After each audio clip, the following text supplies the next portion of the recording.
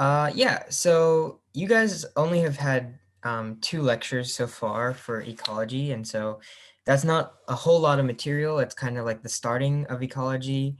Um, but this is the final chapter, and depending on how uh, my schedule lines up with like holidays and finals, I might not have extra alternative virtual SI sessions. I don't know yet. I may have one more, but we'll have to see. So, but thank you guys for coming to today's session. Hopefully we should be able to learn a lot from that. Why don't I show you guys the agenda first? So, I've got three main activities planned. So the first one is a peer advice activity. Obviously, this is the last unit of this class or this semester. And by now, all of you should have built up some sort of study habits or some study strategies. So real quick, we're just going to share out on the slides what our usual study strategies are. And this doesn't just have to be like studying right before the test. This could be like studying throughout the unit so that when you get to the test, you're like already built up a gradual understanding. So it can be like whatever you use that you think is really helpful and most useful. Then we'll do an activity which basically covers terms, equations, and visuals, because a lot of ecology essentially is broken down to those different categories of information, right? You're either going to have like definitions that are really important that you should know, that you should understand. Equations, obviously equations were introduced in the last lecture that you'll need to apply to concepts such as growth, and then visuals that you'll need to be able to look at and understand what's going on and sort of derive an answer from there. And so we'll look at all three different categories and we'll see which are the most important things from the chapter that we can put under each one. And then finally, we'll do a test application. So we'll kind of see what strategies you came up with from before, but then also see what are the most efficient and best strategies that you can use to study for the final test. So hopefully that you get the best grade that you could have gotten so far. And then at the end, we'll have a little bit of time for any questions that you guys have. But I really want to focus on these three main activities first. So the first activity, just like I said, peer advice. Essentially, what advice can you offer your peers for studying at this point in the semester? So I want everyone in here to just take up a bullet point on the slide and enter your own piece of advice. You don't have to put your name next to it. I'll just trust that everyone put in their own piece of information. But whatever you think might help other people while studying.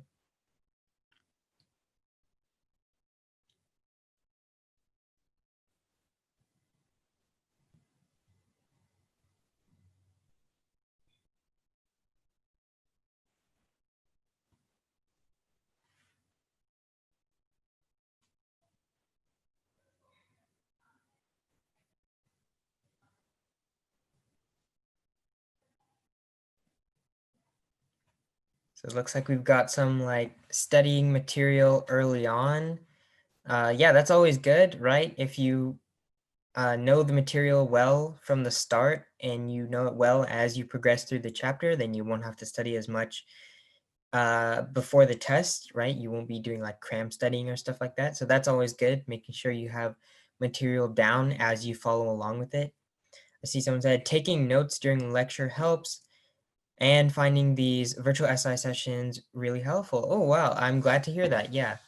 Um, Jessica and I try our best, and right now it's the last stretch, but we're still going to give it our all so you guys can finish out the semester strong.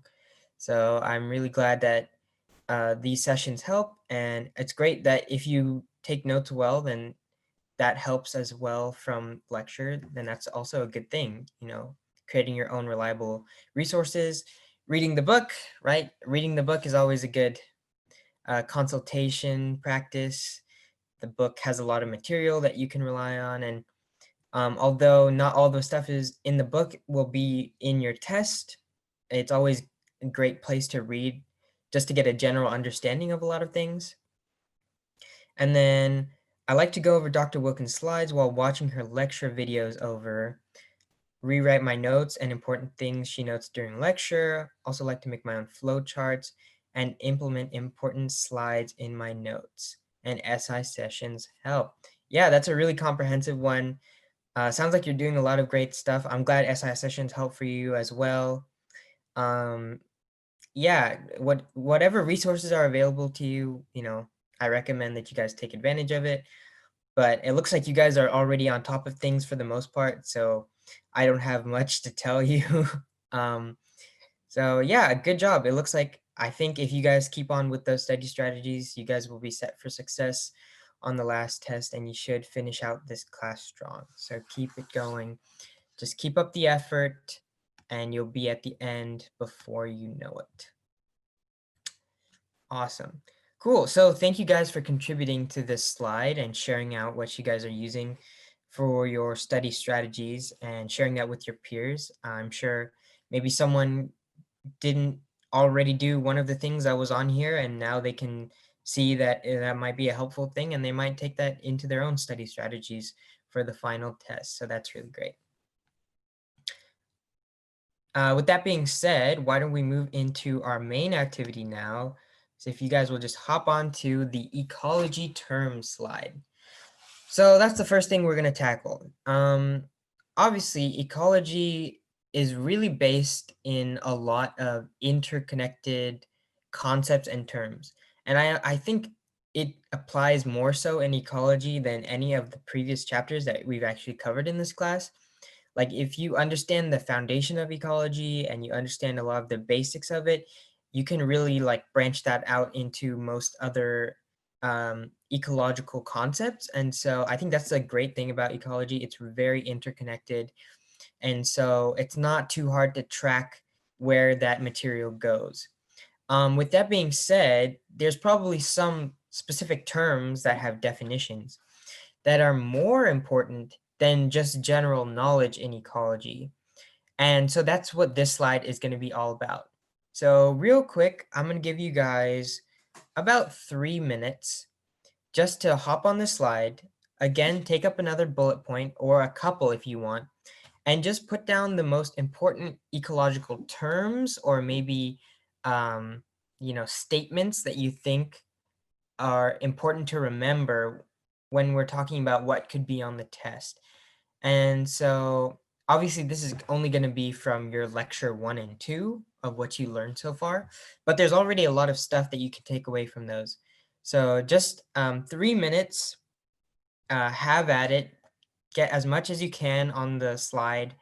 Obviously, if you see someone put down a term that you were going to put down, then don't put it down twice.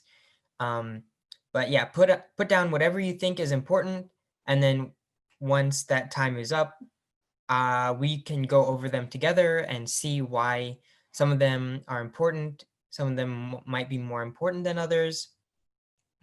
And yeah, we'll just do a general coverage of it. And make sure to leave space for everyone so that everyone can make their own contribution.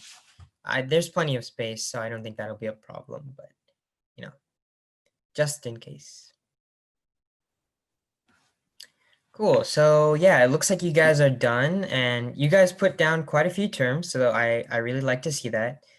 I think what I'll do is I'll actually cover the terms that you guys probably already know are that are like a lot simpler and like generally you guys will understand, and then maybe I'll ask you guys to explain some of the more specific terms or some of the more intricate terms. So starting off at the top, we see carrying capacity. So I think everyone here should know what carrying capacity refers to, but essentially what you have is you have an environment and you have all the organisms within it, and a population of organisms will, rely on a certain number of resources that are provided in the environment, but of course there's a finite amount of resources, and so the carrying capacity is the maximum amount of organisms of a population that an environment is allowed able to allow without fully being depleted of resources and without fully collapsing. And so that is obviously a very important term to remember. And we talked about it in the last lecture when we were talking about growth, specifically logistic growth, which is another definition that someone put on the slides, which is what we tend to look at more often in ecology, just because it's based in reality, right? You're always going to have finite resources. And so there's always going to be a limit to how much population can grow in any environment. But you do have the ladder, which is the exponential growth, which is, it's a hypothetical where essentially you're saying, oh, if there are infinite resources, how would the growth rate, increase and expand and launch a population, considering that there would be no boundaries. We also have terms from the first lecture: biosphere, population, community. I think it'd also be great to add in ecosystem and organism to those terms, because all five of those terms together really talk about the levels of ecology, right? The biosphere, we're referring to our world. The biosphere, in a definition sense, is really just the interaction between various ecosystems around the world. An ecosystem itself is the combination of abiotic and biotic factors that make up an environment. And abiotic and biotic factors is at the bottom as well, someone put it, where we're talking about non-living and living factors that make up an environment. So non-living being like weather, we're talking about conditions, living being like trees, animals, stuff like that. Then we have the community, which comes after, which is really just the interaction between multiple populations in an environment. And then a population is a group of species that essentially like is uh, herded together, relies on the same natural resources, can sexually reproduce with each other within their population. And then you have the organism at the very bottom level, which is just a singular individual that is in an environment. So those are all great terms. Then we also have some stuff like a sink and a source. So this was kind of introduced at the very end of the last lecture. Can someone explain to me what the definitions of sink and source mean?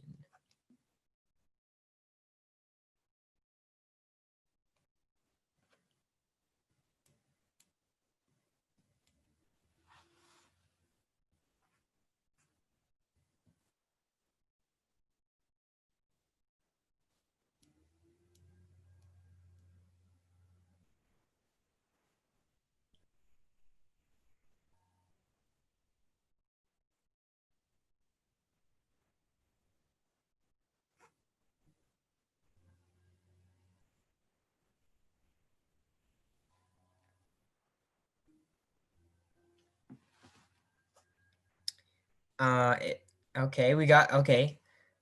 A source is like where immigration comes from, and a sink is where it goes to. Yeah, that's a really good way of explaining it. So when we're talking about source and sink, we're generally talking about areas, areas and populations. And a really great example of this is islands, where you might have a source population that is the basis of a lot of the reproduction of a population. And then the source population in the main island might migrate to other smaller islands, which are sink islands, because those islands only get individuals mainly from immigration, and they also have immigration, but they don't really have as much of a sexual reproduction and population like foundation in sinks. And so, yeah, that's a really important um, theme to keep in mind when we're talking about how different populations, especially of the same species, interact with each other, right? Because sometimes you have a main population and then you have branched out populations from there. And that also kind of ties into these terms at the bottom. Someone put metapopulations and migration. Can we get a definition for metapopulations from somebody?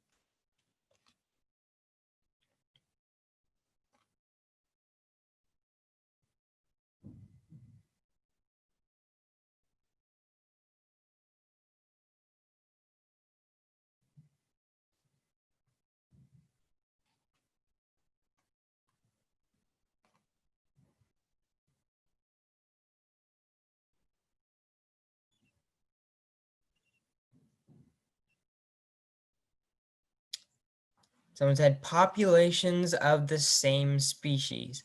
Yeah, that's pretty on point. You have like multiple populations that are clumped together. They're of the same species. How we're talking like sink and source, and essentially they're like usually clumped together, but sometimes you can have some branched out from the metapopulations. And so they're really just populations of the same species that interact with each other and are generally in the same area, but are like obviously separate populations and not one big population. So that's really great. And so you have migration, as you said, someone said migration, migration between these various metapopulations and also in sync source examples that really factor into the rate of growth that affects these like groups as well, right? Growth isn't all about birth and death rate. It's also about migration, immigration, and emigration. And then we have another interesting definition, the principle of allocation. Can someone give me the definition for that?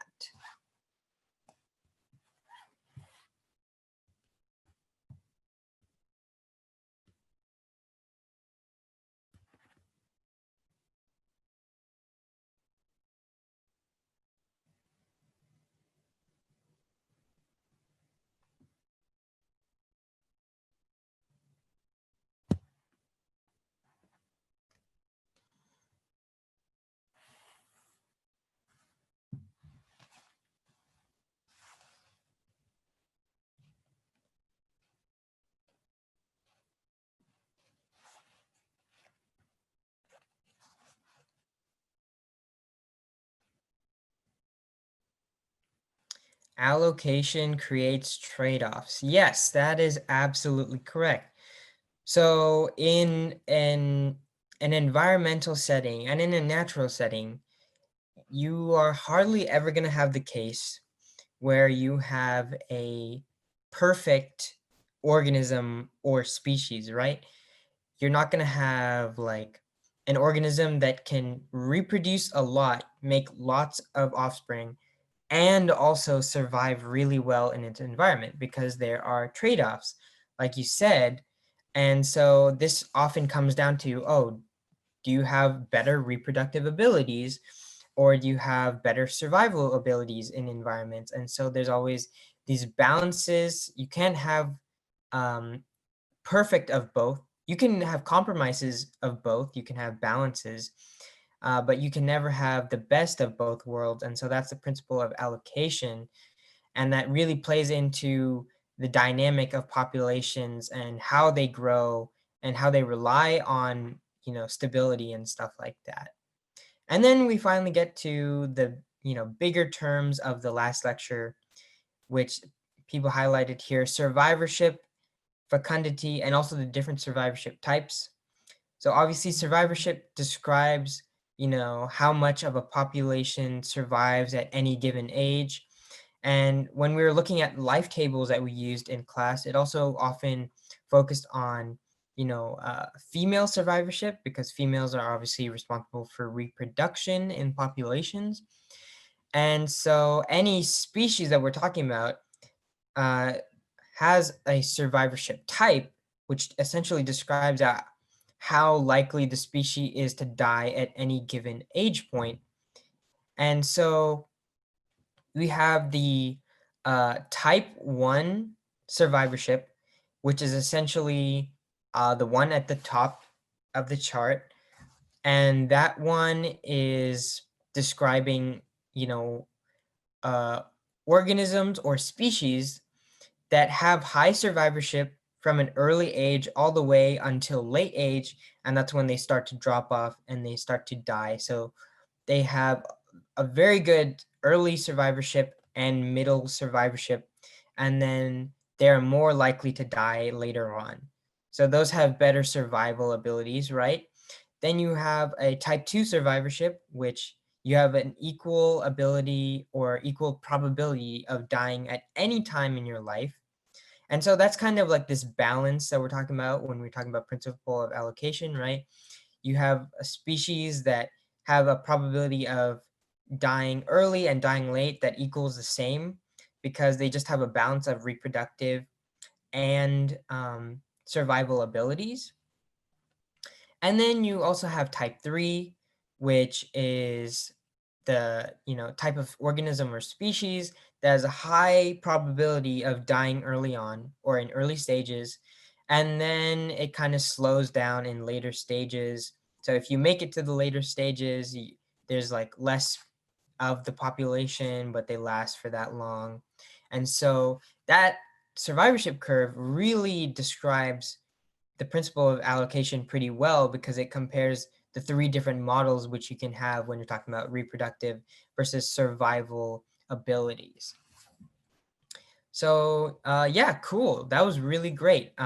These are a lot of great terms for ecology, and all terms I think we should consider when we're studying for the test. Obviously, you're going to have more terms that are heaped on as you cover more lectures. And in further SI sessions, we'll go over those. But these are great ones to understand now, especially since growth and just the ecological hierarchy are really important factors of ecology and everything else that you will be learning in this unit. So great job with the ecology terms, guys. I really liked your contributions, and thank you for participating in the chat as well, providing definitions for the terms we're covering. Cool. So now that we're done with ecology terms, why don't we move on to ecology equations? So in the last lecture, we actually got introduced to a couple equations, and some of them are more important than others, right? But they have very specific functions. And so real quick, as best as you can, I know it's a little hard to do syntax, and stuff in Google Slides, but try as best as you can to add the really important equations that you think should be on the slide, and as many as you can. Obviously, we don't want repeat equations, but even if there's like a nuanced version of the equation, that is also great too. So if you guys could just please hop on this slide, I'll give you guys another 3 minutes or so to start doing equations again. Just like we did the last slide, just put in whatever contributions you think are important. And yeah, go ahead and go for it. And then we'll cover it once you guys are done. All right, so it looks like you guys put down a couple equations. Starting off, we can look at the R equations at the top. So R equals B minus D, R equals B over N minus D over N. Those are basically the same equation, but the second one goes into a little more detail about what B and D mean. Essentially, it's the birth rate minus the death rate determines R, the instantaneous rate, and birth rate is determined by dividing births from the population by the number of individuals in the population, and death rate is determined by dividing deaths in the population by number of individuals in the population. So those work together really well. And the important thing to remember about those equations is that you can only say that's the case of instantaneous rate in the population without considering immigration and immigration into a population.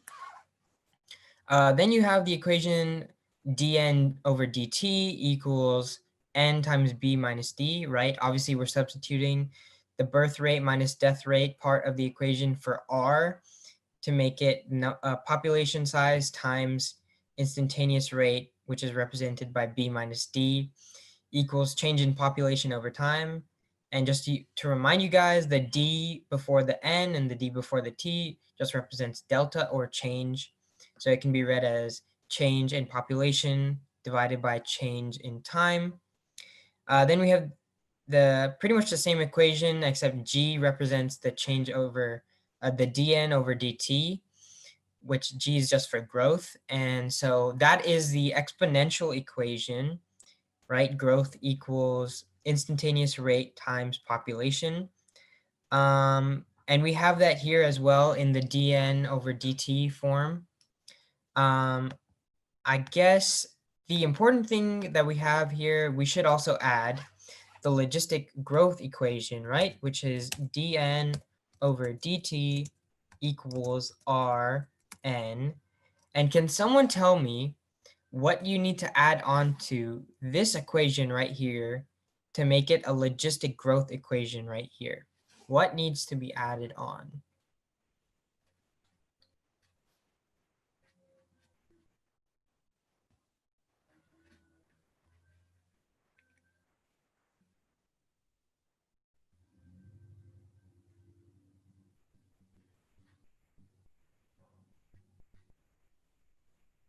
Right, yeah, carrying capacity. And so can someone type in the part of the equation that represents the influence of carrying capacity on logistic growth? Can someone finish this equation for me?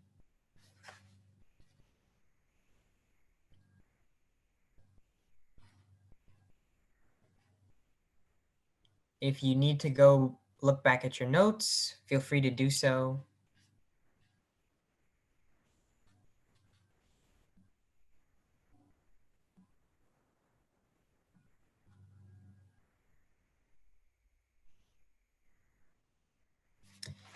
Thank you so much. Yes, so the addition is k minus n divided by k, or essentially carrying capacity minus the number of individuals in the population divided by the carrying capacity again. And so that is what helps you distinguish what an exponential equation is from the logistic equation. And the logistic equation is more important really because we're talking about a natural setting where there's a limit on population size, and so growth will be limited by the number of individuals approaching the carrying capacity size. So this is a really important equation to know. Thank you guys for helping me out on that one.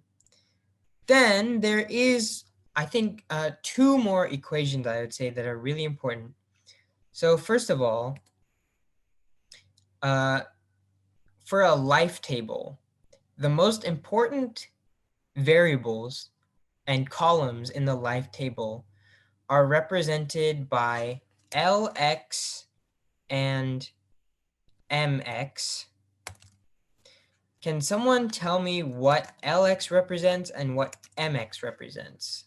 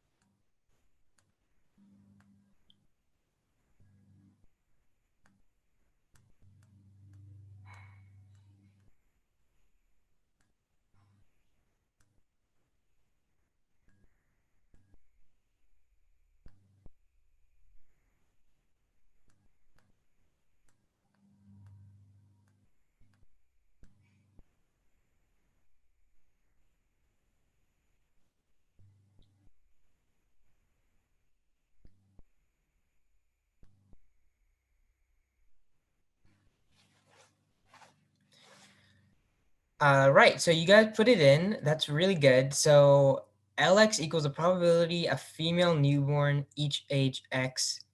That would be the probability that they survive and reach age x. We covered two terms, same thing for mx, number of progeny per female. That's very good. So there are two terms that simplify both of those definitions that you guys put for Lx and Mx. And we covered them in the last slide when we were talking about ecology terms. Can someone tell me what LX can be shortened down to, and MX can be shortened down to. Both of them can be shortened down to two separate words.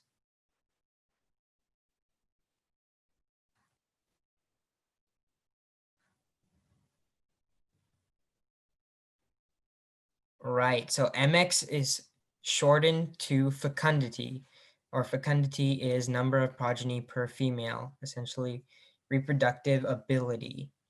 And LX is shortened to survivorship. Great, yes, that is exactly what I was looking for, right? And so these two are important terms to understand. As long as you understand what fecundity means and what survivorship means, it should be really easy to understand how LX and MX apply to the next equation, which essentially determines the average fecundity of females at a certain age X. So LX times MX equals the average fecundity of a female age X. And this can also be boiled down to the reproductive rate, really, of the females at age X, the average reproductive rate of females age X. So then LX, MX, you have the average fecundity, but then you can also apply the LX, MX value to another equation, which has R equals, and I'm going to put a blank space here, LX, MX. So LX, MX is part of this R equation that determines whether a population is growing or declining in number. Can someone tell me what the symbol should be here? Obviously, it's probably hard for you to put the symbol in onto the slides unless you find it on the slides and go get it. But you can put the letter that is very close to it, and I'll be happy with that as well. So what happens to LX, MX in the equation that determines R?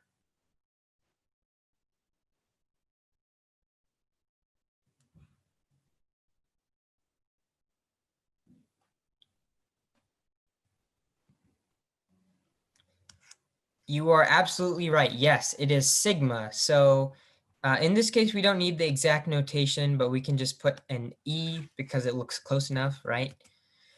And the sigma means that LX, MX, whatever value that is on the table, is summed up. So you just add all the LX, MX values to determine the R value of a population.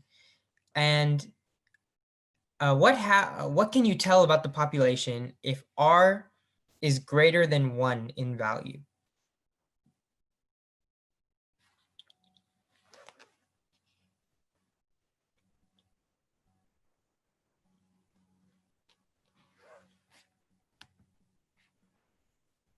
I'll do it here. So if R, right, the population is increasing in size, it's growing. So if R is greater than, how do I find it? R is greater than 1, the population is growing. And if R is less than 1, the population is what? What happens when shrinking, right? Shrinking, declining, exactly. Cool, great. Yeah, so those are really the only equations that you guys need to know so far. I'm glad you guys worked through them. Obviously, we only had a couple equations at the start, and we did add on a lot more. But this is just stuff that you're gonna need to know. But again, these are only specific terms. There's not like too much, right? If you look at the slide, it's only a couple things. So it's pretty simplified if you like put it all together. And so these are just things that you should remember when you're thinking about growth in populations and how equations and variables apply to that growth and how we measure it. How about when R equals 1, population reach carrying capacity and stop growing? Yeah, so when R equals 1, the population is no longer growing, it's stagnant. That's usually the moment the population is at carrying capacity, or at least very close to carrying capacity, and it'll probably start to decline again from there. Cool. So great job on that slide again, guys. I really appreciate the contributions. Now we're going to move on to the final one, which is ecology visuals. And so this one might be a little more vague, but if you remember in the last a couple lectures, there might have been some images or graphs or examples that were visual that you might need to know how to analyze or look at when you're taking the exam, because Dr. Wilkin might use those and try to test your ability to read those. So real quick, I'll give you another 3 minutes or so. This one should be quick. Just put down a important visual that you think should be on this slide that you might encounter on a test and you might need to be able to decide. Cool. All right. So looks like you guys got all of the stuff down that's really important. So starting off, we have the demographic analysis or life tables, right? That's really important that you need to know how to decipher that. And we talked about the values that you might find in the life table, right? LX, MX, and LX times MX are probably going to be the most important variables that you need to look at in a life table. And so that is really important to decipher what each column means if it's not already labeled and if it just has variables, and how you can use the data in those columns to derive the R value of the population or the specific, average fecundity of a population. In any demographic chart, you're gonna give they're gonna give you the values for age. They're gonna give you the values for survivorship and fecundity. They're gonna give you the values for population size, but they might not give you the values for LX times MX or average fecundity, right? They might ask you to calculate that, so it's important that you know that, and then also know how to take that data and use it in the R value and determine what that means. So that's a very important one. Good for putting that one on. We have the survivorship graph, right? Earlier when we were talking about terms, we were talking about survivorship and the different types, type 1, type 2, type 3.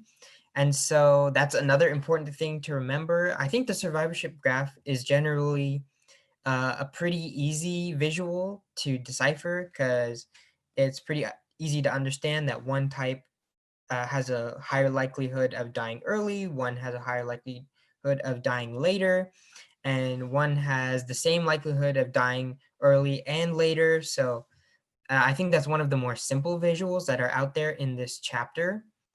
You have a population demography, which is a little different from the demographic analysis of life tables, right?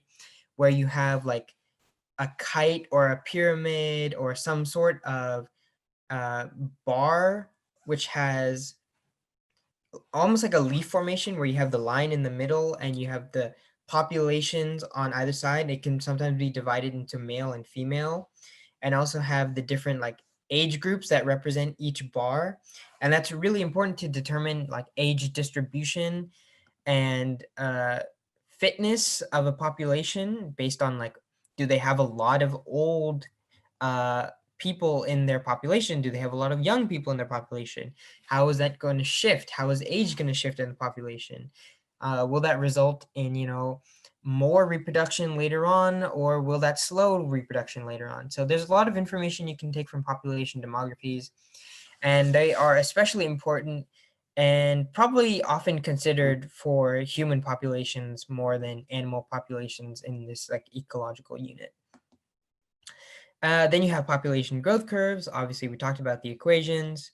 You have your exponential equation, which assumes that there's no carrying capacity because there's no limit on resources. It's a hypothetical of infinite resources.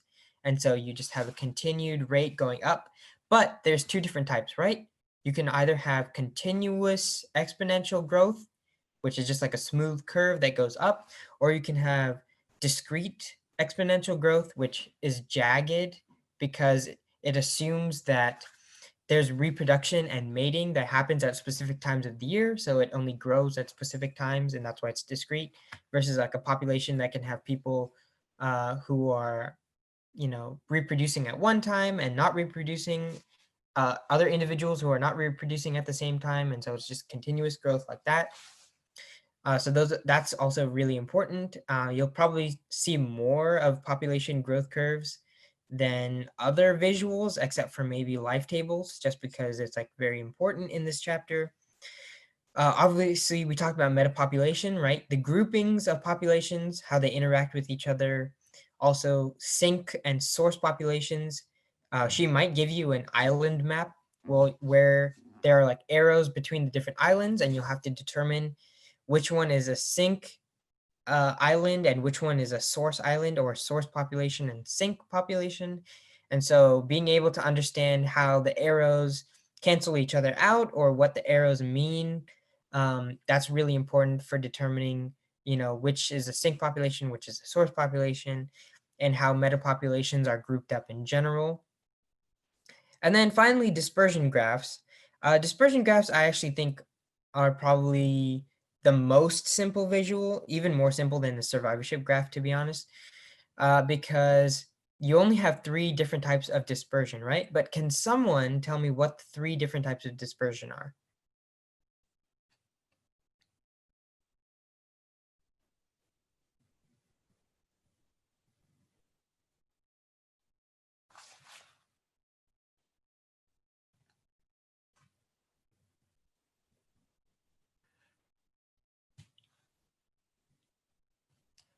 So you're close with that one. Uniform, random, clumped is almost. Uniform and random are actually. Oh wait, no, sorry. You are absolutely correct. I'm getting random and regular confused. Yeah. Uh, uniform, random, and clumped, or in if you don't say uniform, uh, regular is also a synonym for uniform in this situation. And so, yeah, the random dispersion is where you have ample resources across the environment. And so individuals in a population are going to and from around the environment in a random manner. There's no specific pattern to how they are spread out across the area. And so the probability of finding an individual in any area of the environment is the same between like all the throughout the entire environment, and so that's what makes it random.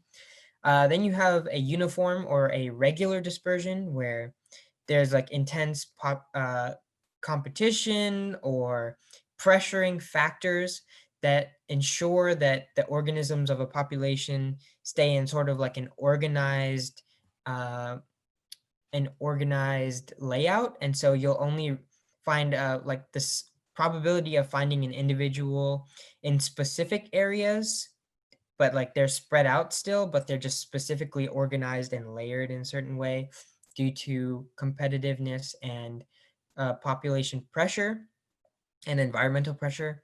And then you have clumped dispersion, where essentially you have the population uh, is generally herded together and focused in on specific areas of the environment, because those are the most resource abundant, and there might be uh, resource areas with less resources, so that individuals will stay away from those generally and stick to the areas with higher resource availability, and so that's why they're clumped in specific areas. And so, yeah, those are all the ecology visuals that you really need to know so far. I think with the information that we've covered on the slides, you guys should be able to interpret all of them pretty well. Of course, if some of the more complex ones might need a little practice, but generally understanding the basics of it, you guys should be fine going forward, based on what we've learned. Cool. So that's pretty much the big focus of today's session. Before we close out, I really want to check in for test application. So obviously, you guys have a lot of study strategies that you used, and you said so in the beginning, and I heard them, and it sounds like you guys have a lot of stuff good stuff going on. But obviously when you're studying for a class, there's also other classes you have to study for. There's other stuff you have to do outside of school. There's a lot of things that eat up your time. And so what is the best use of your time for studying? Personally, I think that when you're studying for a test like this, in a class like this, where Dr. Wilkin is allowing open notes on the test and stuff like that, the best thing you can do for yourself is as you go through the chapter, as we go through the lectures, as you go through sessions, build yourself a cheat sheet where you can look for the information you need very quickly. Anything that's really hard for you and that you can't quite remember, make sure it's on your cheat sheet. If there's a specific like set of sequences or a specific set of steps that need to be taken for an equation or for a concept, put that on your cheat sheet if you really need to remember it. Essentially make it so that all the important material in the chapter is organized on your cheat sheet and you don't have to go running around through slides or through your notes that might be very long, or through the book even when you're taking the test and it's all right in front of you.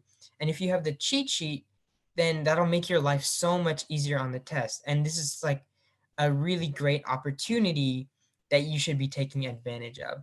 But of course, there might be other things out there besides a cheat sheet.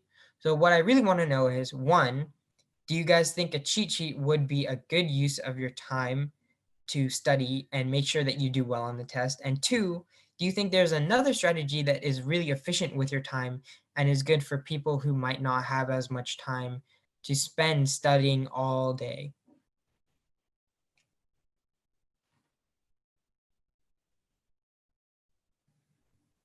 The cheat sheet helps.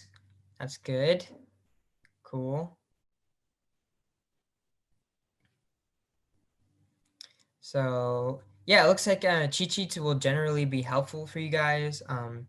If you have friends in the class or even like people in your breakout room and you know that maybe they're not making cheat sheets and they might be like struggling a little bit, please refer them to like making a cheat sheet or like encourage them to do so because this could really help them on a test. Um, a lot of people go through the chapter and they understand a lot of the material. And the only problem is that when they're taking the test, it's really hard for them to gather their thoughts. And so, from any level, a cheat sheet will really help you compose your thoughts and stay on track while you're taking a timed test where you really need to focus on during focus information from a broad like range of materials and stuff like that. um but again, if there's a better use of your time maybe that you think you could be doing, I'm all for hearing it. And if not a cheat sheet, even just organizing your sources and knowing where to go when struggling on a topic. Right, exactly. So maybe you don't need a cheat sheet, but maybe you should know which slide covers what material and or where in the slides you should generally go to find what question you need answered. So stuff like that. So yeah, it doesn't necessarily have to be a cheat sheet, but as long as you have some organization of your thoughts and of material, you should be fine on the test. You should do well and you should end out the semester pretty strong. Cool. All right. So with that being said, we're at the end of the session. So I will let you guys go out to the weekend, enjoy yourself and relax. Before you go, do you have any questions? I see in the chat, I make a table of content of all the material from the slides. So the test, if I see a topic, I look at the table and know exactly where to go. That is a great strategy. That is really good. So having like an outline and a table of contents of where the materials you need are and exactly know where to go. That's fantastic. It's like a directory. It's like an index.